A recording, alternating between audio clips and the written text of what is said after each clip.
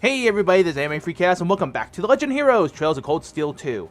So, well, first of all, let me fix my monitor. God damn it. What a way to start the video. Okay, here we go, we're back. Sorry about that. Alright, anyway, so, if you remember from last time, basically, Ymir was under attack by none other than the Noble Alliance forces, and they pretty much went all out on us, guys. Like, seriously, they went all out, and we pretty much really didn't survive. Well, we kind of did. Hang on. So if we go to our intermission here. So, actually, let's see. Is it back in Act 1, I think? Let me see. Yeah. So right here, Resting Ymir 3. So basically, we were up against all the forces, including Rufus and Crow and his Azure Knight. So basically, what happened was we all fought. Yeah, it was pretty much an all-out brawl. Class 7 was fighting Rufus, and we did beat him. And thankfully, you guys told me that basically his fight was a little scripted as well, but you had to like you had to get his health under half within a certain amount of turns. At least that's what my friend told me, which is, I mean, I didn't know about it at all. I just, you know, fought Rufus and I got the 3 AP points out of nowhere. Other than that, we then shifted to Reen's fight with Crow, and of course, thanks to you guys. You guys told me. My friend didn't tell me this. That was a scripted fight no matter what. Like, we were going to lose no matter what. No change of dialogue, no AP. And other than that, Duke Cayenne kind of made his appearance. He basically said, "I will leave Ymir alone as long as Reen gets onto my ship," and that's what happened. Basically, I forgot what your name, but one of you guys commented it. It's like, oh wow, it's the opposite of what happened in the first game, where Reen is the one who goes onto the ship with the enemy, and Celine gets teleported out of the out of the cockpit of the Action Knight. So anyway, after that, if we go to intermission, we are actually on the Pantagruel, and we basically heard the pretty sad backstory of Crow. Like, we finally hear what happened with him. I don't know. I got mixed feelings on it, and to be quite honest, from the last session. So it's sad, but at the same time, it's kind of like, I don't know. Like, it's hard to judge him now, especially after hearing that story. Because before, I hated his guts. He was a traitor, but I don't know. Again, it's one of those situations where it's like, I hate him, but I can't hate him. If you get my drift. Other than that, though, after talking with him, we basically got full range. We get to actually explore the Pantagruel, and that's what we're doing right now. Actually, last session, we talked to 3 people. We talked to Scarlet, which is actually pretty cool. Also Vulcan, and he's kind of, yeah, as you can see on the text right here. So I visited Scarlet from the ILF. She said she was once trained to be a sister, but I wonder how true that really is. And one of you guys mentioned that was actually in Trails in the Sky, so that's good to know.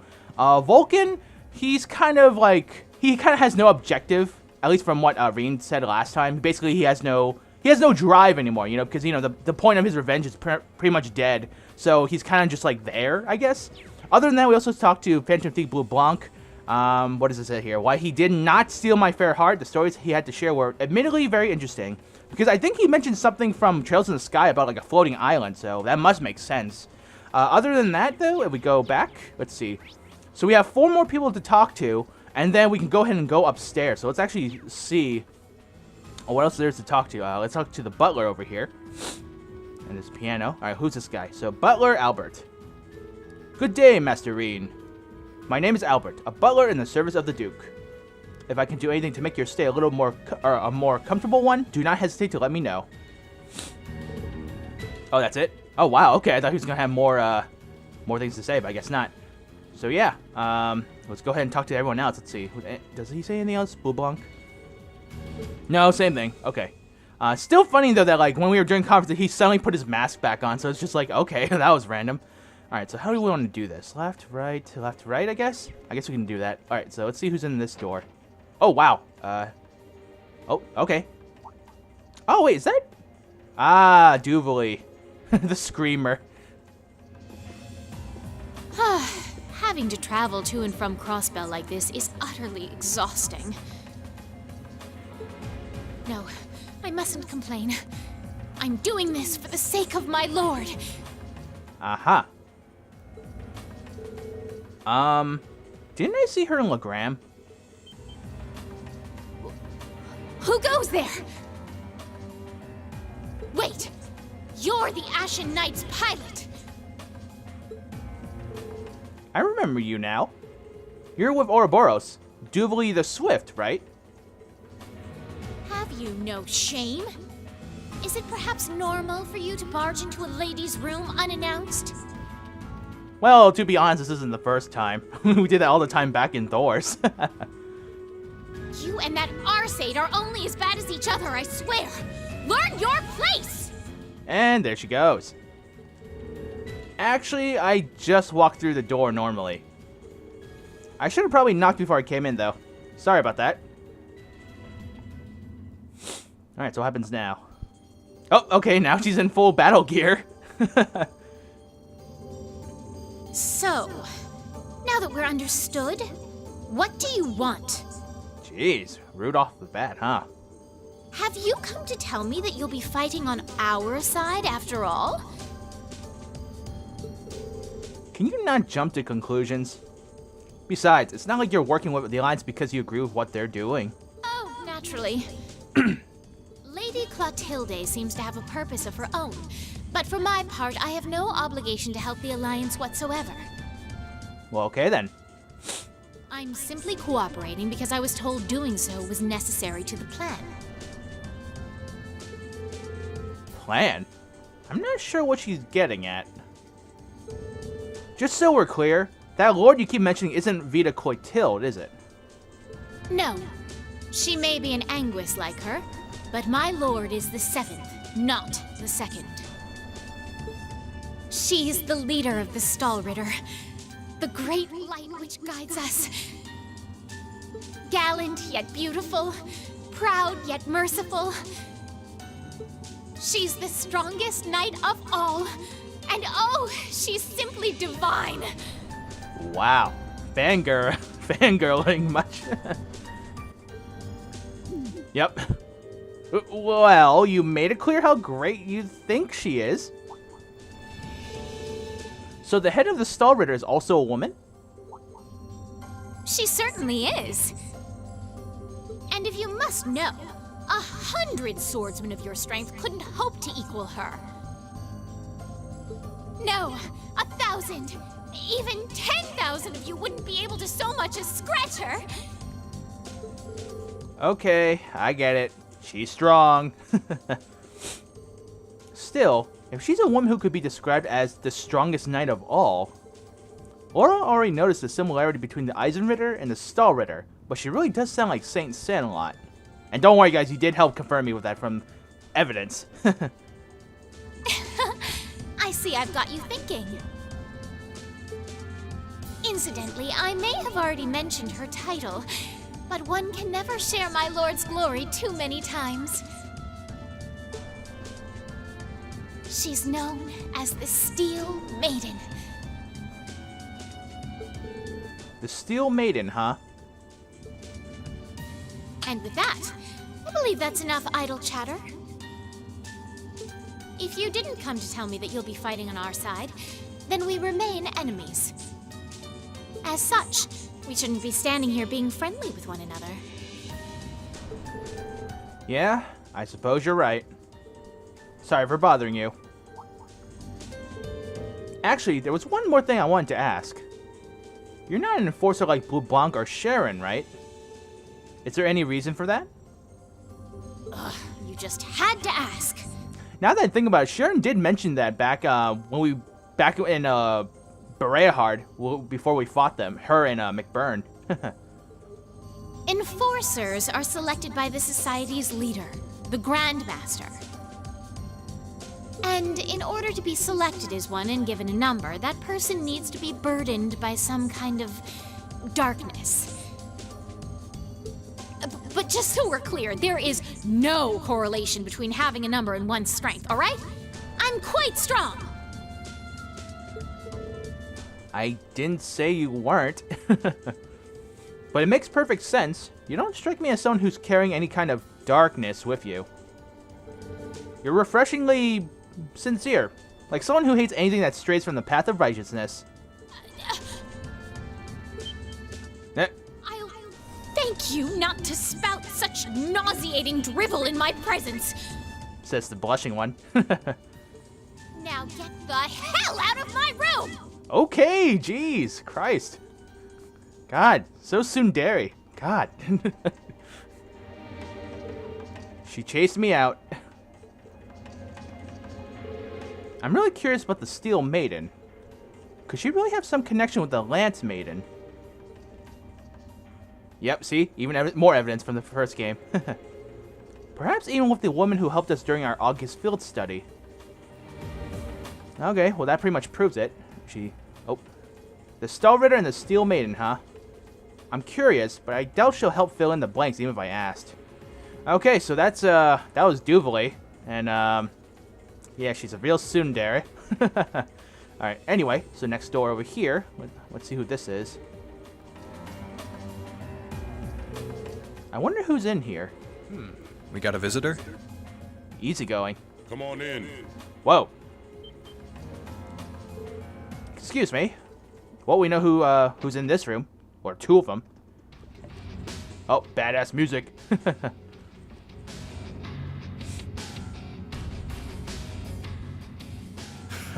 Figured it was you. Sup? I like how the badass music does not fit the situation right now. Alright, anyway. Have a seat. Bourbon? I suppose not. I'm not that old to drink alcohol yet. Yeah, I really shouldn't. How come you guys are being so friendly, though? I mean, we're on opposing sides and all. Why wouldn't we be? It's not like we're on a battlefield right now. We're Jaegers. Nothing unusual about us trying to cut some throats one day that's sitting in a bar with the same guys the next. Huh. Okay. Of course, if you would rather fight with us, that can be arranged. I shall have to politely decline. For one thing, I don't think I'd stand the slightest chance of taking you two down. Hey now, no need to be so pessimistic. Fee seems to think pretty highly of you. Have a little more faith in yourself. At the very least, you'd be able to give us a real fight in your divine night. Not that I'd have any intention of losing even then. The scary thing is, I'm pretty sure he's dead serious. Well, they're used to taking out tanks. They probably have their ways. Makes sense. Because one is a trap master, and the other one, does the heavy lifting. Huh. Oh, yeah?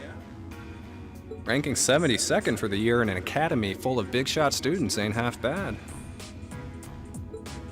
Brings a tear to my eye to see our little Fee putting her heart into her education.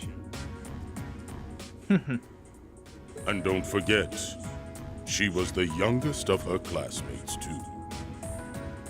The boss was right when he said that she can do anything she puts her mind to. You got that right. Maybe joining the gardening club will make her a bit more ladylike, too. That's what she did. Oh, who am I kidding? She's still young. She has plenty of time to develop on that front if she so pleases. I'm pretty sure she will. They really seem to adore her, like two proud parents talking about their child. And yet, if you don't mind me asking, why did you leave Fee behind? After your boss was killed in a battle with his sworn enemy, I mean. Oh, Fee told you about that. It sounds like you're closer to her than I thought you were. I trust this is simply me being paranoid. But you haven't tried making any moves on her, have you? Really? Look at these two. They're like full-on parent mode. No, of course not. I wouldn't dream of it.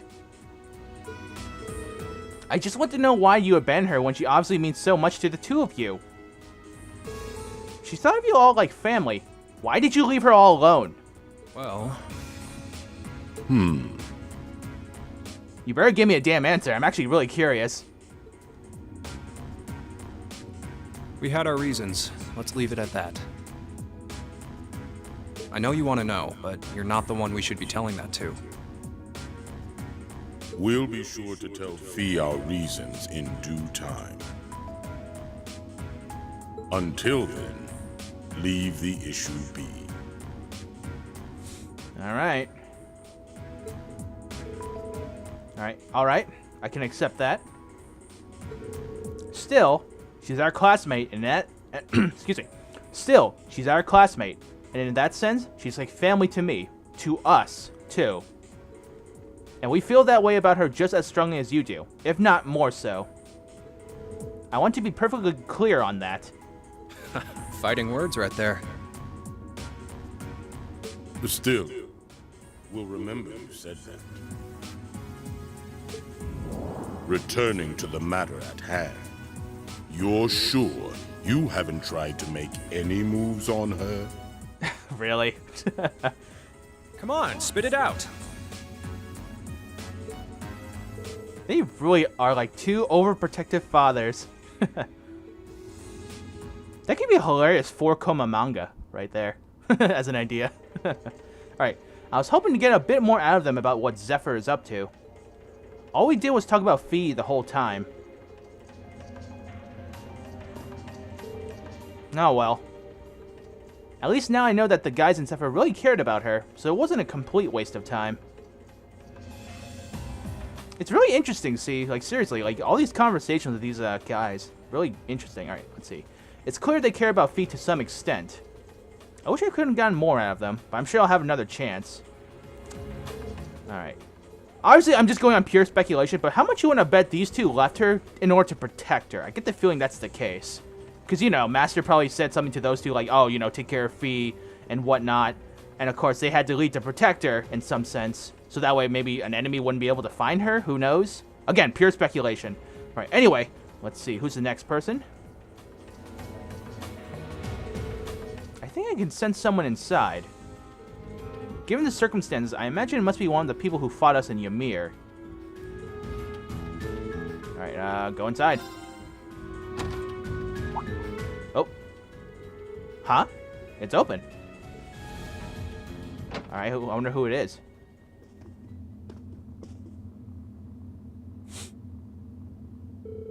It's empty. Weird.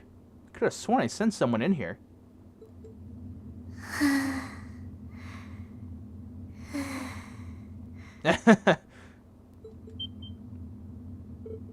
Oh. Oh, okay, it's Altina. She's just taking a nap.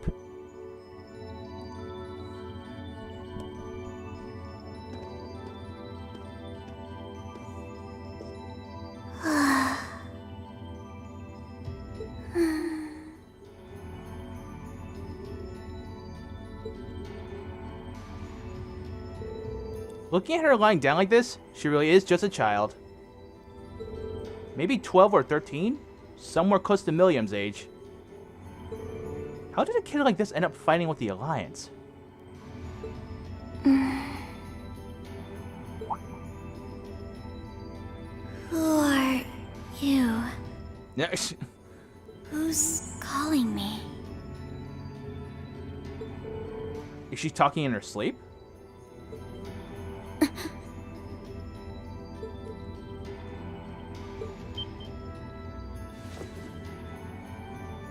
Situation assessed. Location is a room inside the guest area of the Pantagruel. 9 hours have passed since initial loss of consciousness. Guess she's sleeping comfortably enough here.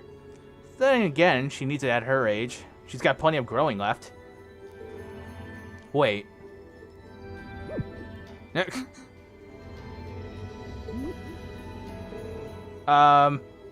Good morning?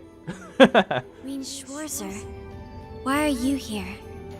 Well, I'm definitely not creeping, if that's what you think. Unless my memories have been tampered with, I believe this room was solely allocated to me. Oh, it was. Sorry, if I had known you were sleeping, I would have come in here. So you're an intruder then? Uh-oh. Clown Soleus. Oh no. Howdy! I'm about to pound you good! No, it was just an innocent mistake. Whoa! Can't we at least talk about this? No mercy for trespassers. Oh shit. Yeah!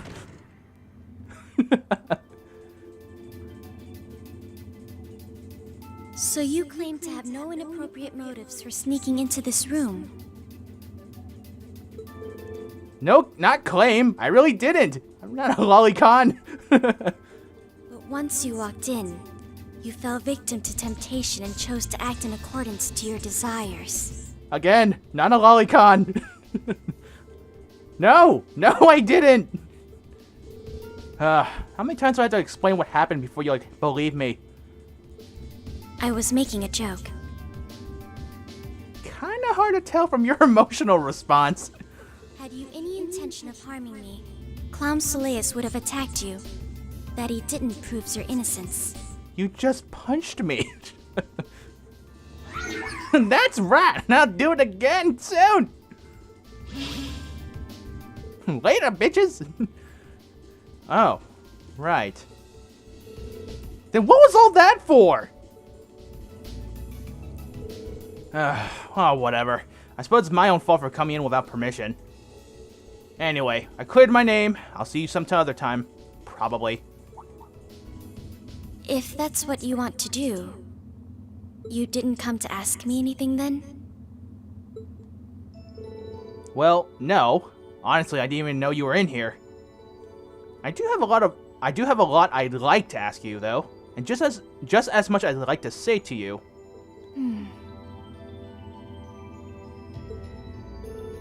Okay, if you're offering. Also, I just noticed that her tail is actually moving by herself like a real cat. Or rabbit, whatever. What are your reasons for helping the Alliance? Why do you have a puppet just like Milliam's? Just who are you?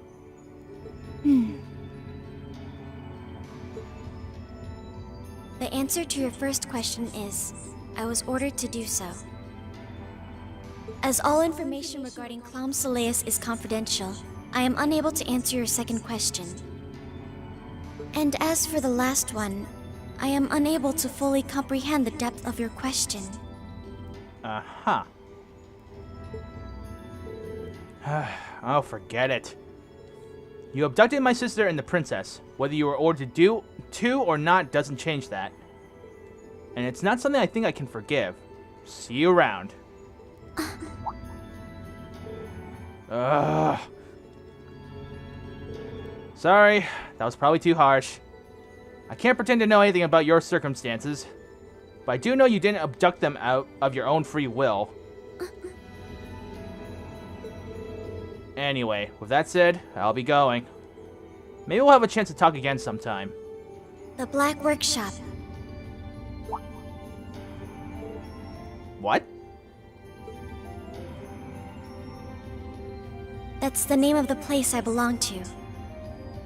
It was they who loaned me to the Noble Alliance.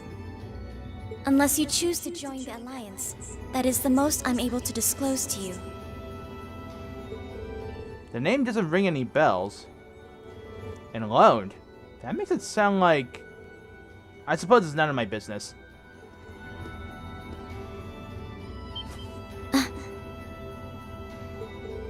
Thanks for telling me. I'll be sure to remember that name. I can't see doing so holding any real purpose for you. Incidentally, did you have any untoward motives behind what you just did? No, I did not. What, I guess he doesn't like head pats. I thought all girls like head pats. Alright, anyway. The Black Workshop. Loaned. Sounds like stuff worth remembering. Well, I mean, you guys will remember. I probably won't. I'll probably forget in the next second. Alright, anyway. So, anything else, though? Yeah, probably better to stay away from here. I don't want to be accused of anything else. Still, that Black Workshop she mentioned sounds like a name I should keep at the back of my mind. That does sound interesting, so it must be something maybe related to Milliam as well? Who knows?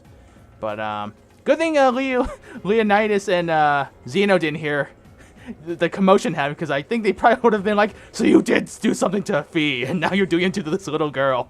Alright, one more room, so we do have enough time, so we might as well do it. I can sense someone inside. Uh-oh. Ugh! What the?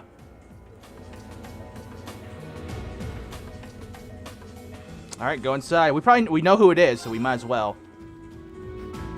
We did lose to him, so... Huh? Yep, McBurn. Oh, it's you. Forgot you were staying here too. Yep. What was that? It's gone now. Anyway, it was just my imagination. So what's up? I couldn't give a damn whether you joined the Alliance or not, to be honest. You don't really care about anything. Oh, I didn't come here for any specific reason. Interesting. Yeah, except this part. You mixed by any chance? Could I sit and talk to you for a while? What a pain in the ass. Jeez.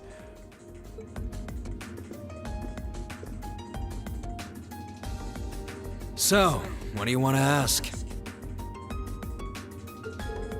When we ran into each other back near Berehard, you asked a weird question. Something about being mixed? Oh, that? I didn't have the chance to figure out what that meant at the time.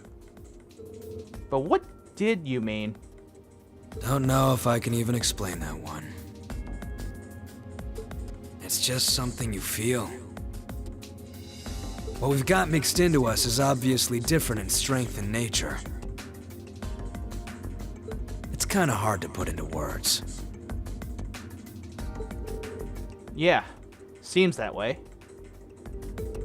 I know you're not trying to confuse me on purpose, but I really can't wrap my head around what you're saying. Just watch. What's he doing? Whoa! He's a firebender! There's no trick to it.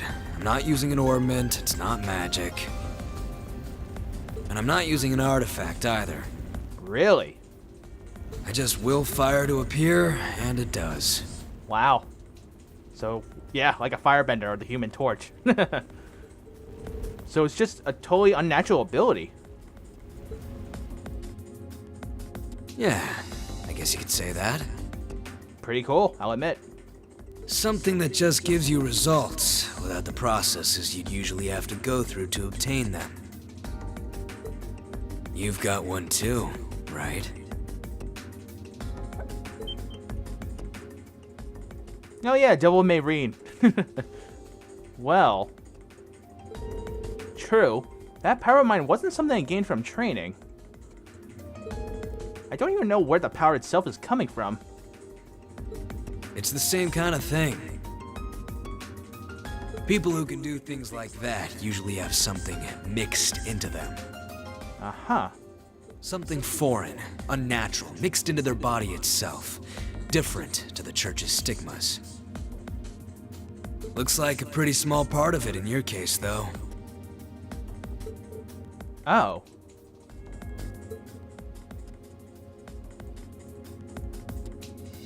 There, huh?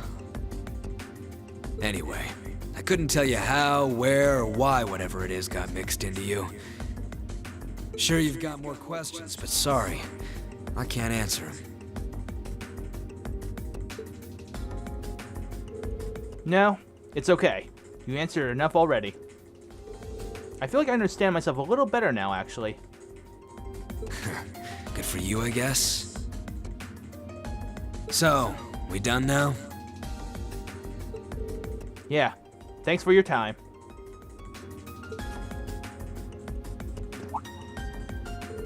Oh yeah. So how much of you is unnatural? Me?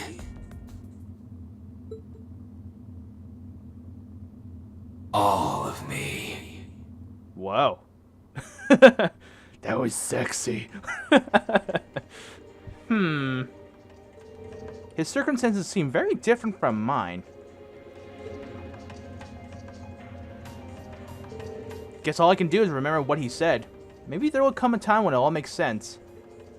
I'm sure one day I'll find out what this power of mine is. What the story behind me what the story behind me being given this power as a kid is. One day. Okay, well that was ominous.